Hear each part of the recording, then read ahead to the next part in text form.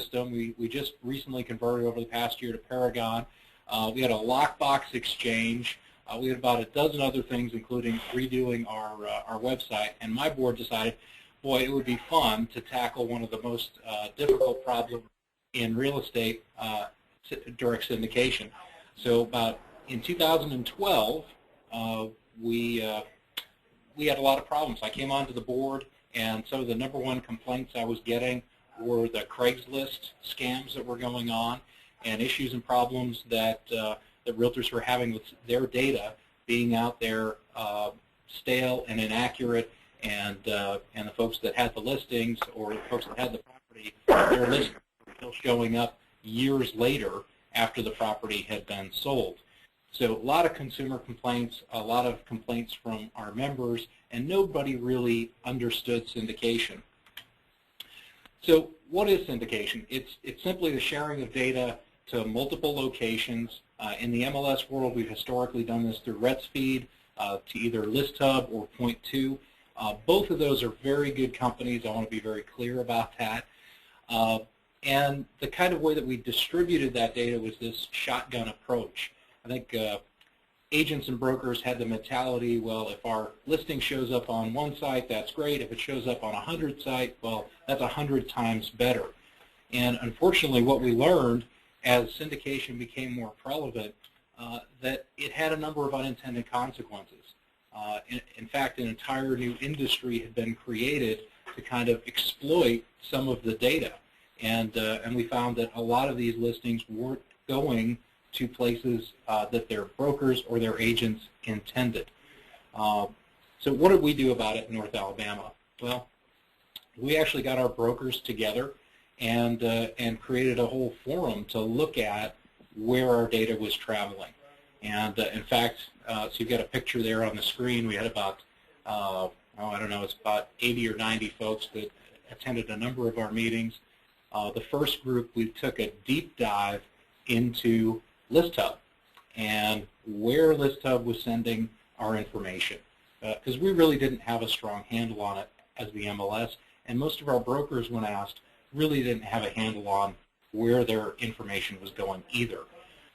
So we kind of brought up on the big screens in front of 40 or 50 brokers all of the places that their data was traveling to, and kind of the marketing material from ListHub. Great.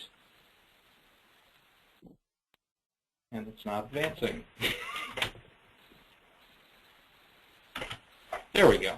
So a lot of you have probably seen this diagram. It's what folks use when they're doing listing presentations, and it basically shows all of the different syndication sites that these listings are going to. We actually started clicking on those to find out where the data was traveling. And one of the sites that they were giving access to at the time was Walmart. So we were kind of concerned, why are listings going to Walmart? I don't see any properties being listed there. We also saw one called Overstock.com. Now, my wife's bought some nice sheets on Overstock.com, but we've never purchased a house there. Another one we went to is FreedomSoft.com, and when we clicked on FreedomSoft.com, a video popped up in front of my 40 or 50 brokers that basically told people how they could not use a realtor in the transaction and buying or selling homes, which did not go over very well with my brokers at the time. So we started this task force on syndication. We spoke with industry leaders. We started talking with folks all over the country, brokers that had decided to no longer syndicate, and we identified a major, where the majority of the data inaccuracies were coming from, and we felt that was through ListHub. We created syndication display rules, and we turned those rules into agreements. So in 2013, we actually decided that we were going to shut off ListHub and move towards a direct syndication model with our partner, Bridge Interactive Group. Now, one way that we could do this is we had the power of a fantastic public-facing website, and that was ValleyMLS.com. Since we were one of the first to sort of move in this direction, people were concerned. They wanted their listings to still be seen, and fortunately, we had had a public-facing site for years, and that site actually had more traffic originating in North Alabama than Zillow or Trulia or any others where the searches were originating. We're getting between 6,000 and 8,000 unique views per day, about 3 million page views per month.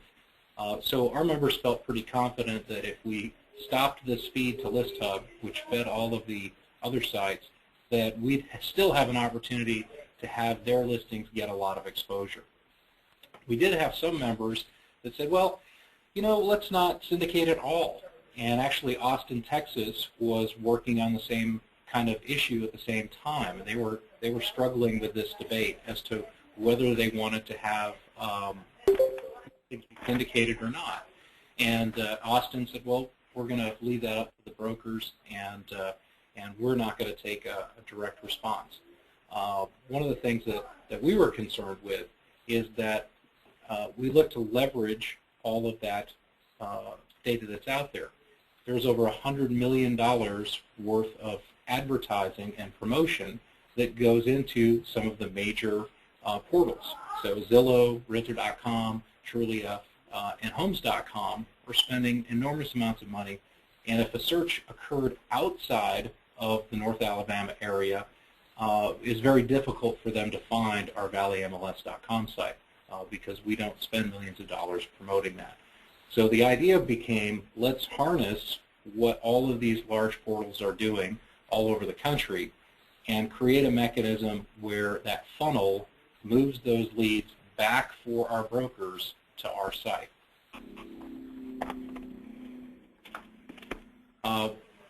Local MLS takes charge of the flow of listings. We got a lot of media attention over this, and we started these agreements with Trulia came on first, Zillow was second, Homes.com, I believe, came on third, and after some success, we ended up going back into negotiations with Realtor.com. Some of the key syndication rules that we passed.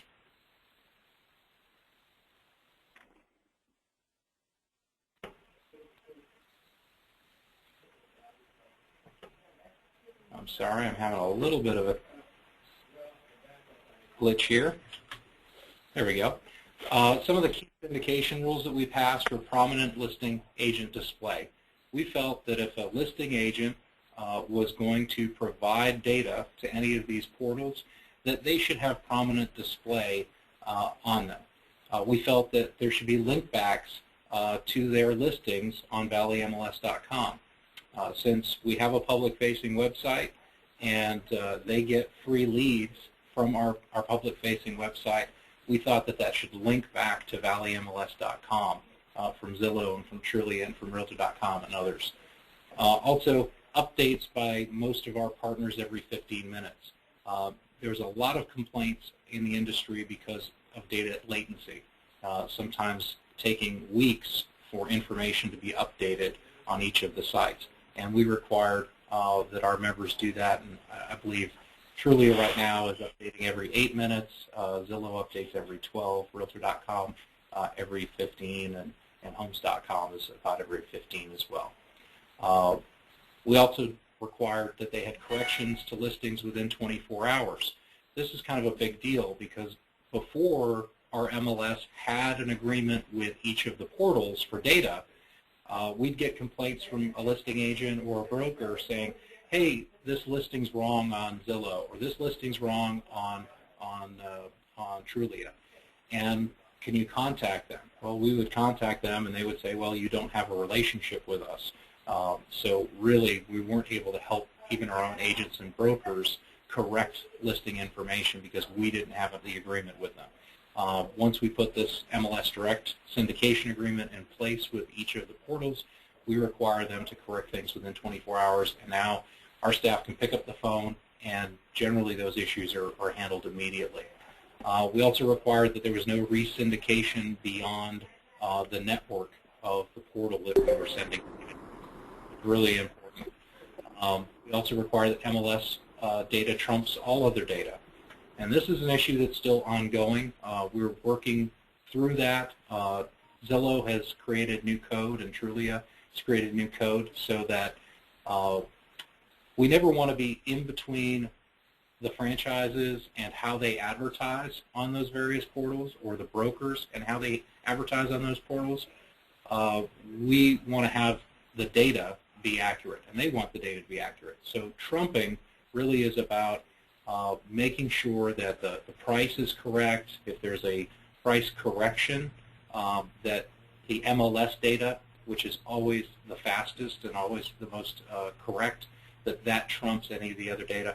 But we don't trump anything that has to do with advertising. All of that remains on the site with whatever agreement that the franchise or the broker has made with any of the individual portals. Also, data analytics. We wanted to make sure that if our listing agents and brokers were providing data to the portals, that they would be able to get back information about that so that they could share with their customers and clients, and that they could track what the performance of their home was on each of the different portals.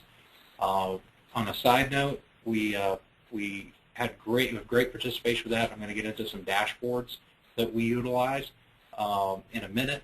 But Realtor.com, most recently, we went dark in the market with them for about 5 months. These are some of the areas that we were having problems with. Realtor.com now has made prominent display of the listing agent, which I hugely applaud them for, and they've also begun providing free data analytics to the listing agent. The listing agent just needs to set up a profile account, and in their free profile account, they're able to see the data analytics on their listings without paying for that service, which is something that they did have to pay for before. So through our negotiations, they have rolled this out to all of the MLSs because they would not do for one what they would not do for all. So we've seen some tremendous improvements there as well. For you folks, what's interesting with the Zillow agreement and what we were able to do there, you'll notice up on the top right, any of our listing agents automatically go to the top of the 3 or the 4-headed monster on the right side of the advertising page. This is for free. Our listing agents pay no fee to Zillow for this, and it prominently mentions them as the listing agent. Another important addition to this is you'll see that the listing is provided by Thelma Dawson, Keller Williams Realty, the source. They identify as North Alabama Multiple Listing Service, and our logo is valleymls.com. So if the consumer goes on there for more information and they click onto our logo, that'll take them back to Thelma's listing as it appears on our Valley MLS site. So it actually gives them a little bit of additional security, knowing that this is a real listing in real time and as up to date as possible, and that Thelma is indeed the listing agent, and they can go in and they'll actually provide a free lead if they go into Thelma. Since we began this program about 18 months ago, we've generated over 45,000 leads, free leads, that have gone back to our members, and we've generated a little over 1.5 million in free advertising for them, and that's essentially how much some of these ad spaces in prominent display would have cost them if they had to have paid for them.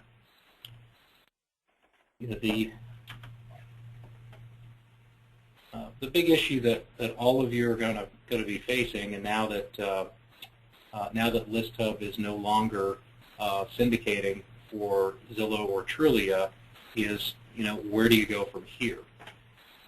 We decided 2 years ago that the best thing for us was to kind of take control of all of that, and we use a vendor called Bridge Interactive Group. They were normalizing our red speed and have been very helpful in this process.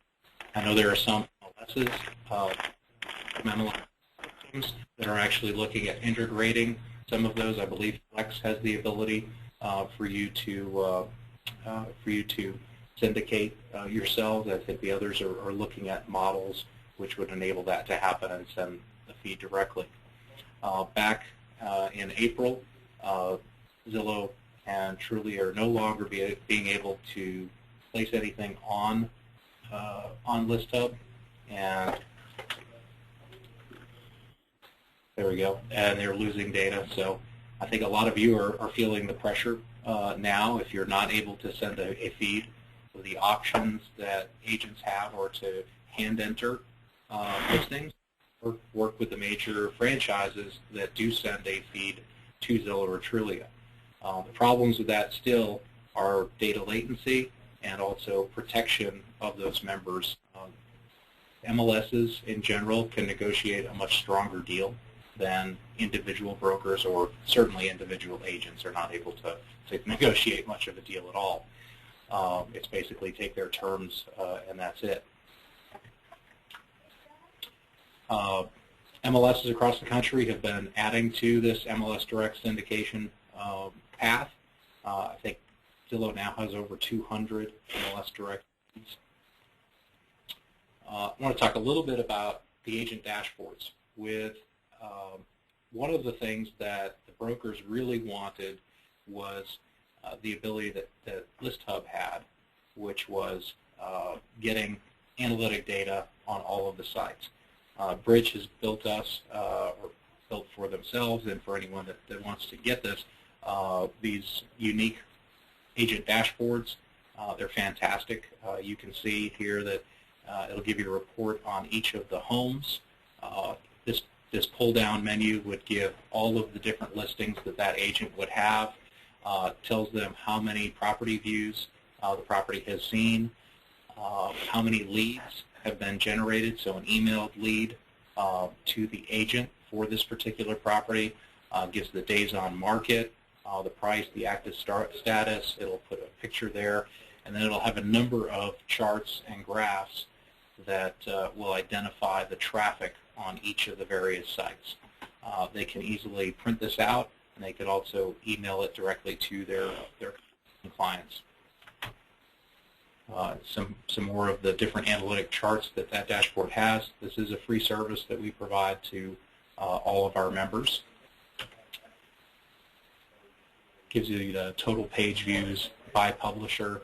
One thing to talk to the brokers about is this gives you an opportunity to actually see where your advertising dollars are going. So if they're looking to advertise a particular property in a particular neighborhood at a particular price point, they may see that at that price point, Zillow is a much better place to advertise, or Realtor.com is a much better place to advertise.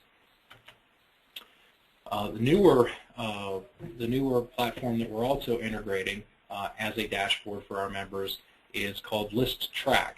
And ListTrack is unique in that they're looking to put a monitoring code onto all of the IDX feeds and to all of the portals that we distribute data to.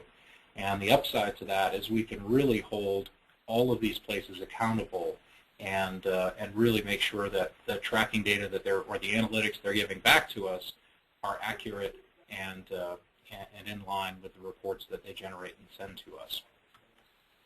It has some really neat features, heat maps. All of these can be sent to customers and clients, and there are different levels of access for the brokers, agents, the MLS, and for consumers. So with these heat maps, it actually shows where in the country people are looking for that particular property. You can also compare it with types of properties. They have a very, very attractive activity report, and that can be emailed automatically to your customer or client on a regular basis. I think you can set it up daily, weekly, monthly, however you'd like to do that. Some of the other key issues that I think people should be watching out for in the industry, if you do choose to go forward with an MLS direct type program, photography lawsuits. It's something that we're dealing with right now, and trying to strengthen all of our language with photography that is not owned by the MLS or owned by the broker, but is just provided to for that particular thing. One of the problems that we see moving forward is now through syndication, we have these photographs everywhere.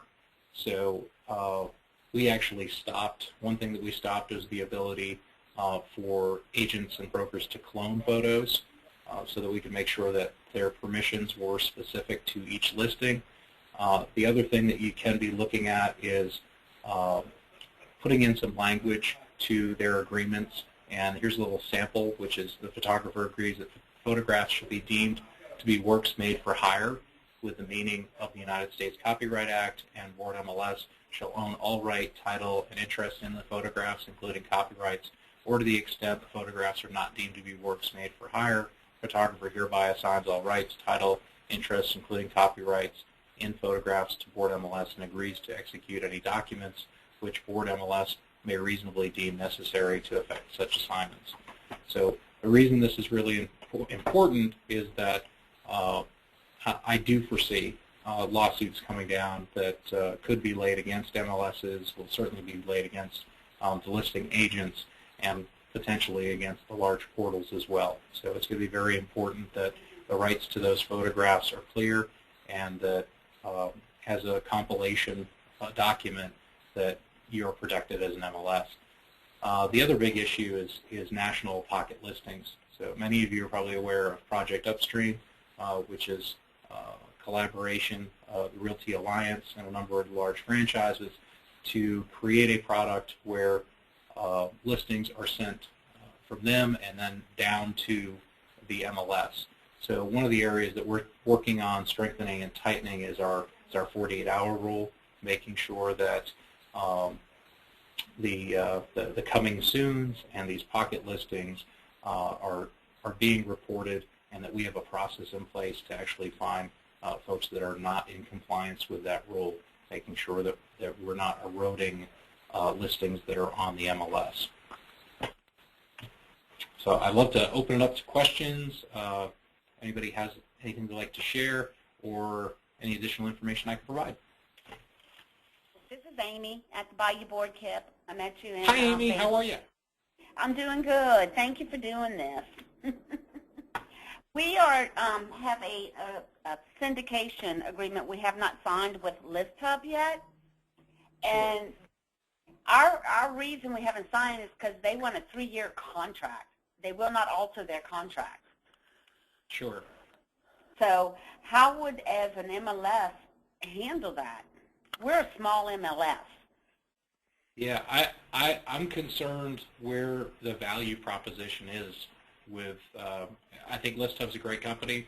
They're still providing feeds from, I think, somewhere around 90 to 100 different portals, but when they don't provide any information for Realtor.com, Zillow, Trulia, the top 3 in the marketplace, I'm just wondering where the value is for the MLS.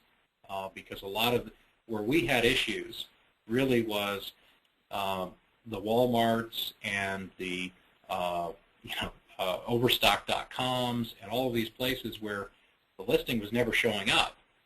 The party that they were sending the data to was just using that data to strip it to send out coupons and flyers for people that were interested in buying or had just bought a house. So It really had nothing to do with getting your members' listings out there. If they have a new compelling reason, but when essentially 90% of the traffic looking for real estate is on Trulia, Zillow, and Realtor.com, I don't know what their value proposition is anymore. And that's not a slam or a slight to their company. I really just don't know. And that's something you folks have to say. So, I mean, if they can't provide you with analytic data on Zillow or Trulia or the places that consumers' eyeballs are going to search for property from other parts of the country, I don't know. Okay. Because our committee, our MLS committee is very protective of their data. So we just need to be more informed, more educated before we start signing on these contracts that we don't know anything about. Yeah, and I can, so Mitch Skinner with Skinner and Larson is the attorney that we use. They have probably done probably 100 or more of the agreements for Zillow and Trulia, and they may be able to give you some guidance and counsel on how to do that. One of the things that I've seen is a major issue. We were dark in the market from, and I'm not a fan of any of these companies individually. I mean, I'm a fan of my brokers and our agents having control back of their data, and that was that's what we did through our model. Was we wanted to figure out a way that we could get control back for all of our brokers and all of our agents, and that we would establish rules, kind of like your IDX rules. We established syndication rules.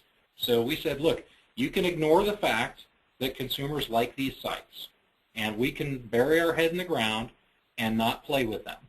But the problem is going to be the consumers are going to demand that you as a listing agent have your listings on these sites. And that was exactly what we saw happen. We were dark in the market for 30 days with Zillow. From the time that we started, we shut off ListHub. They hadn't come back to the plate. I think everybody thought we were just kidding. Like, oh, we're really going to shut this information off. And they kind of tried to call our bluff. But it wasn't a bluff, you know, because we had a backup. So when we went dark with Zillow, some of the most ardent supporters, some of the larger brokers that were independents, who supported us shutting them off, who supported all of the efforts, who supported all of this, they were getting huge heat from their agents, where clients were saying, listing clients were telling them, if you don't have me on Zillow in the next 3 days, I'm taking my listing to a broker that does. So some other franchises did have a direct feed up. Now there's a huge data latency issue with that. We deal very well with the franchises, and we're actually trying to solve a lot of these problems because we've been doing this for the last 2 years.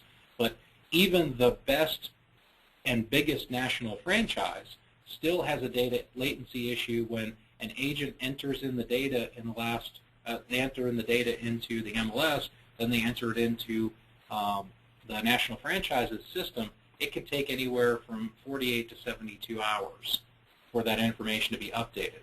So when there's a price change or reduction, that's where we've seen some big problems in the trumping.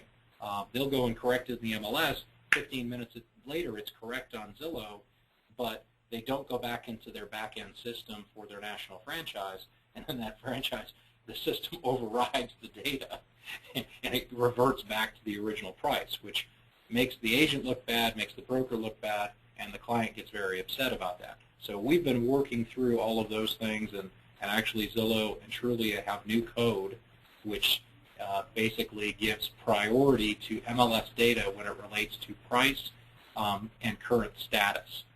They leave all the other, if a national franchise wants its logo on there or any of that kind of stuff in advertising, that all stays. But the key areas are making sure that the data is up to date and current. And I guess where we've kind of taken a very bold big step out there is that many have said MLSs shouldn't get involved in syndication because it's about advertising. And we said, well, we disagree. Syndication is about market data and information about our real estate market out there. So that piece we really should be protecting for our customers and clients, because, well, for our brokers and our agents, because the customer or client doesn't care who got the information wrong. They're going to blame the agent or the broker. And so the more we can clean that up, the more we can make sure that the data is accurate on all of these portals and make sure they have to play by the rules that our brokers and agents established.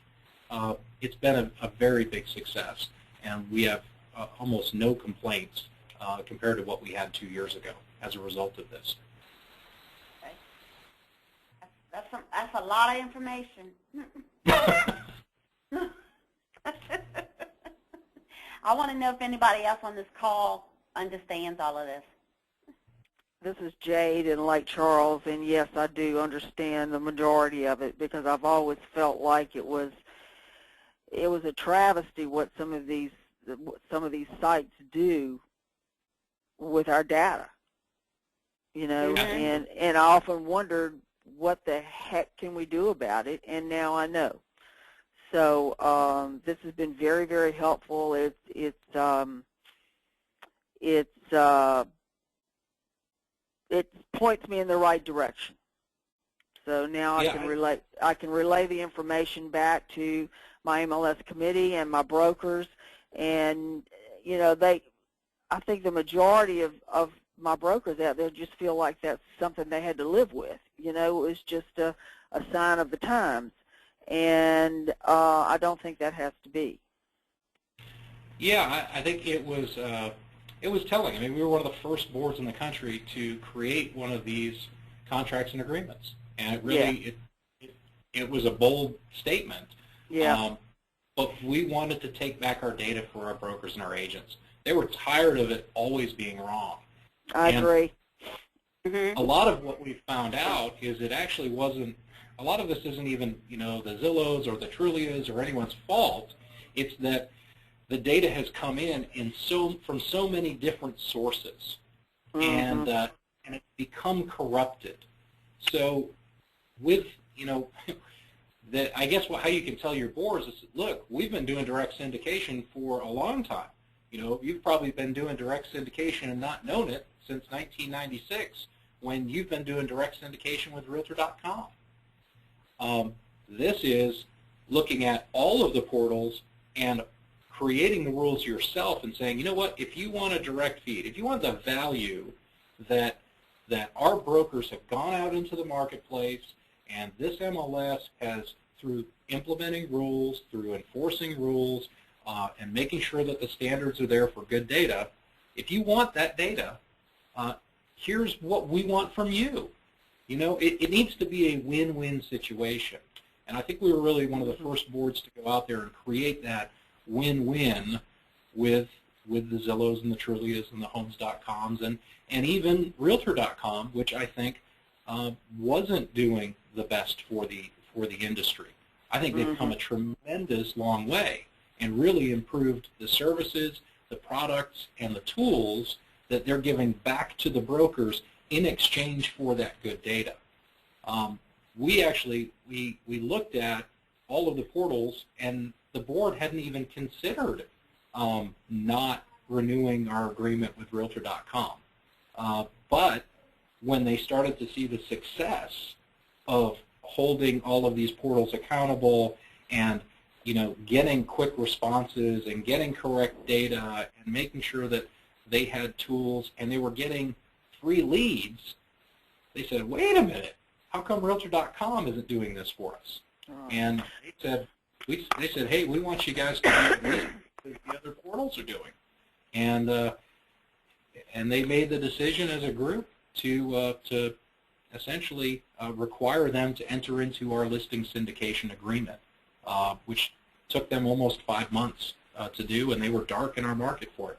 And we all hated it, and it was a difficult time, and but it's led to some real benefit, and I think they're more on the right track moving forward. Kipp, this is Jade in Lake Charles again. Do you have a written report or anything that we could get from you that, you know, that I could send to my or give to my MLS committee or something to that effect? I've got some documents I can send down, and Rowan, would you be the best person? Probably all need them, Kipp. This is Amy. Okay. Amy? You guys, Kipp and I went ahead and recorded this webinar today, so we're going to have that and any materials that he passes forward to me. I know Amy had asked me prior to the webinar if I would mind sharing the recording with some of the brokers and the MLS committees, as well as any materials Kipp passes on to me. So I will go ahead and once we get all that together, maybe early next week, I'll send it out to everyone. Okay, that would be great. Thank you, That would Rowan. be wonderful. You're welcome. And not a problem. There are, in the meantime, and I don't, if you want to type in North Alabama, I think probably North Alabama listing syndication, Google that, and you'll probably come up with about a dozen stories. There were a couple of Inman stories in particular that really lay out what we did and the things that we asked. So there are a couple of stories there. I'll make sure that they're attached, but if you want to get off this call and you're so excited and thrilled about this information, you want to look for more. Okay. There are a couple of stories on Inman. I will say it's none of this was easy, and it did take a lot of buy-in from our brokers. We could not have done it without the brokers, because you know, there are some that do send the information direct already through their franchises, and I think Austin was the model that really had difficulty, because those brokers said, well, we're doing it, so we don't want the MLS to do it. And essentially, that hurts all of the small independents that don't have the ability or the technology to send those listings up themselves. So do you think now, since y'all have already set the bar, yourself and Austin, that maybe in the future it's not going to be quite as difficult, since y'all already did the hard work? I kind of think you know, there's already, I was talking to Zillow the other day, and they've got over 200 direct syndication agreements in place. Right, right. So okay. So I think it's a trend. I think I think you can reach out. I would definitely reach out to, and I'm sure they've reached out to you, but the folks from Zillow, either Kurt Beardsley or Errol Samuelson is the head of their MLS outreach. I'd reach out to those guys for anything from Trulia and Zillow. Mitch Skinner is, I mean, fantastic attorney, and he's literally written hundreds of these agreements, and he wrote our agreements. So, you know, essentially what we did, I mean, to give the MLS committees kind of an overview or an understanding of what those agreements should be, is we took our IDX rules, and we basically took those IDX rules and said, how do we convert that into requirements for portals, for syndication portals? You know, and we just went through those rules. Like, you will provide a link back to, you know, the listings as they appear on our public-facing site. If you don't have a public-facing site, perhaps your rules could say something like, you'll provide a link back to the broker-powered site. You will provide prominent display of the listing agent. You know, you will get back to us within 24 hours if there's a problem. You know, you will prominently display the source of where this data is coming from. You will be subjected to audit, so that we know that you're not sending this off to places that shouldn't be going. So those are the kind of things that you want in that agreement, and Mitch certainly is one, and I think Clarity Group, I think, has a new dashboard that they've put out. So if any of you are working with Clarity, that's a good stop too, and they've got some really talented people there that could help you with a contract or an agreement. Now, Kipp, I'm a very small association. We're under 500 members, and I can tell you Zillow has not contacted us. Right. We don't have that. I don't know if we have that much power to put. I mean, we're small. We're not a big association. And well, we're not huge either. I mean, we're you know, we're 2,600 members. That's huge. That's huge. That's huge. You're talking to 552 over here. You're talking to 300. Understood. Yeah. You know, I think that's something where the state association may be able to help you out, and it might be something where if you were able to get all of your boards and your directors and your brokers from each of your respective areas on board with the concept, and say, look, we understand that with with ListHub no longer providing, were all of you providing feeds to ListHub before? No. Oh, Our okay. MLS service took care of our syndication, and they were our dashboard also. Okay. And they're getting out of it. Okay. Now, why are they? So they're getting out of it. Why are they getting out of it? They're turning it over to like ListHub and all that. They decided they didn't want to do. It was probably too much work with no return. Now it's Navica, SEI, and they're getting out of it. Okay. So the first one we were approached by was ListHub. Right. And we haven't yet from Zillow. Sure. I think I would you may want to reach out to Bridge Interactive Group, and I can give you their contact information as well.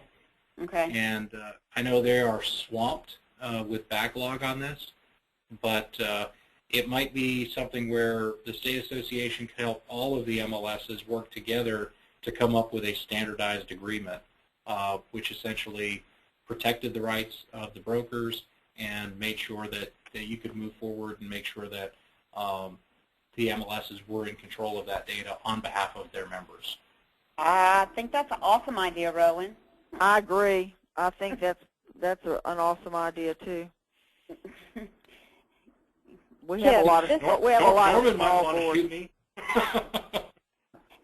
I think that's an awesome idea, Rowan. Yeah, definitely.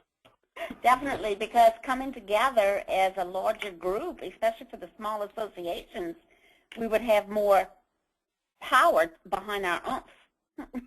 I agree. In our demands, you know. It does come down to leverage, and yeah, we would have more leverage. You never want to hear that, but if you're all able to work together and say, you know what, we're representing, 15,000 listings in Louisiana, Zillow and Trulia and Realtor.com and everybody will take you a whole lot more serious.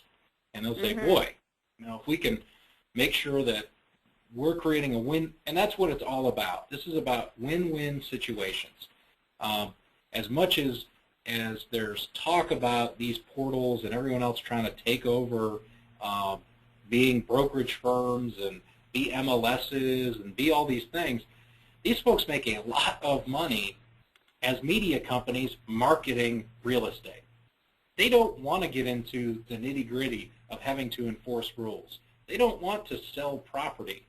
They just want to keep making a boatload of money for their little computer programs that advertise listings for free out to the public. It's a very lucrative thing that they do. So, if you can create a win-win situation where you're providing that data and they're providing some sort of benefit and return back to your members, and that's something you have to figure out what it is, then that's a win-win situation, and it cleans up all your data. Your consumers and clients are happy, the brokers and agents are happy, and we sell more real estate, hopefully. Yeah.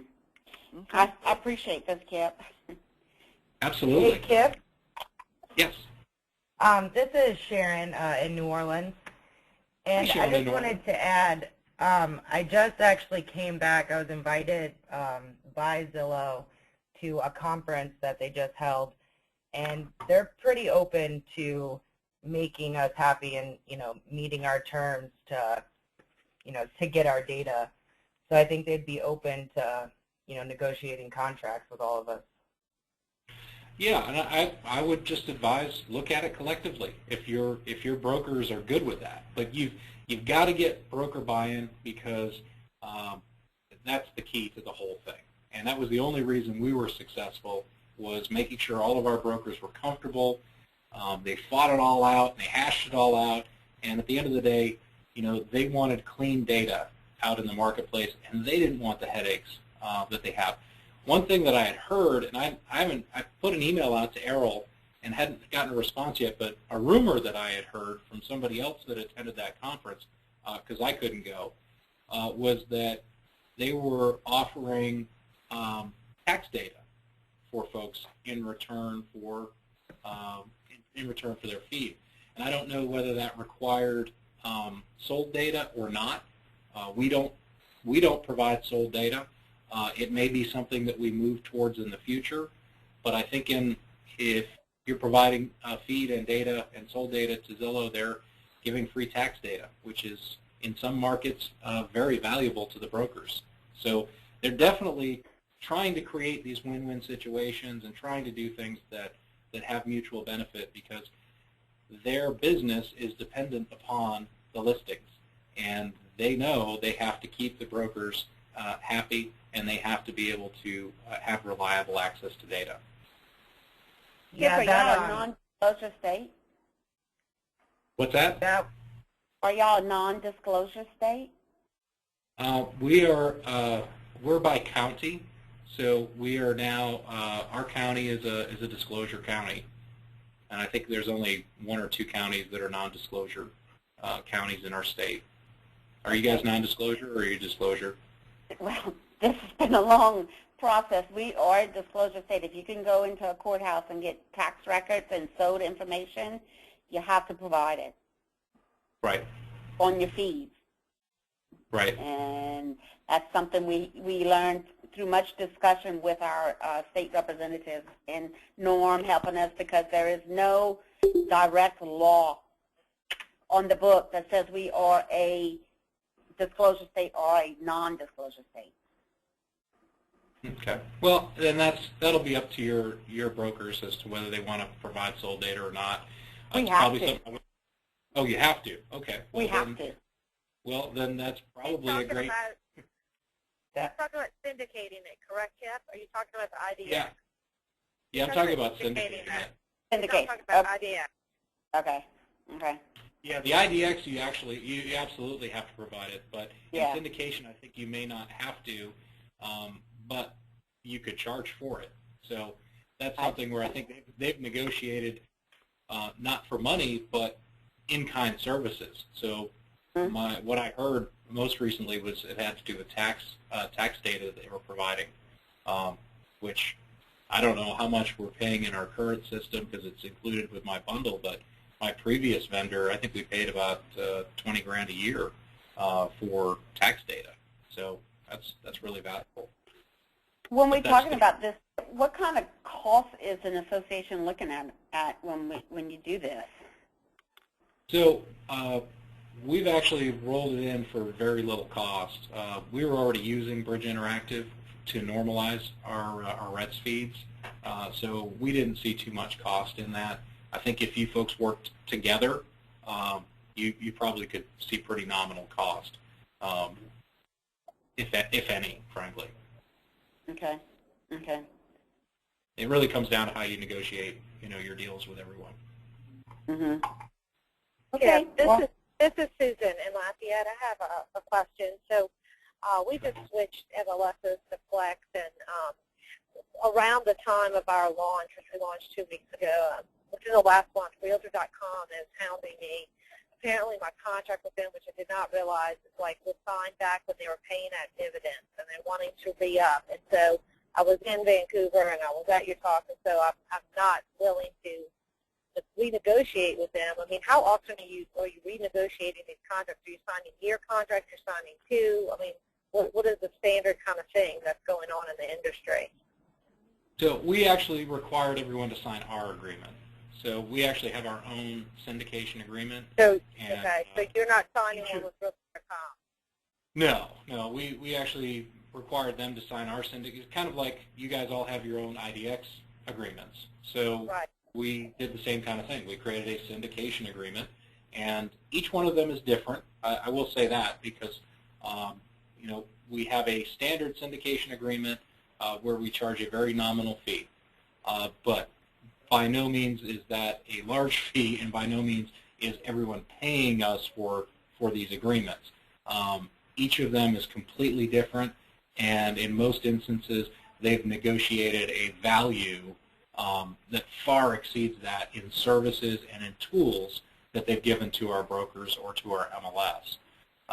So we work with a standardized agreement that goes out to each of them.